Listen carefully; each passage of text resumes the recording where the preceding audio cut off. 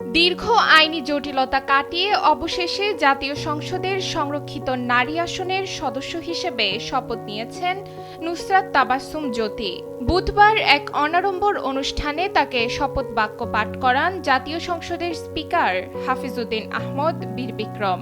সচিবালয়ের সচিব ব্যারিস্টার মোহাম্মদ গোলাম সরওয়ার ভূঁইয়ার সঞ্চালনায় জাতীয় সংসদের স্পিকারের কার্যালয়ে নুসরাতের শপথ গ্রহণ অনুষ্ঠিত হয়।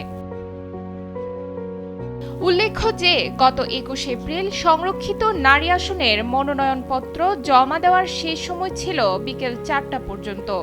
তবে নুসরাত নির্ধারিত সময়ের ১৯ মিনিট পর মনোনয়নপত্র জমা দিলে নির্বাচন কমিশন তা গ্রহণ করতে অস্বীকৃতি জানায়। পরবর্তীতে নিজের প্রার্থিতা ফিরে পেতে তিনি উচ্চ আদালতের দ্বারস্থ হন। আদালতের নির্দেশনায় আইনি বাধা দূর হলে নির্বাচন কমিশন তার মনোনয়নপত্র গ্রহণ করে।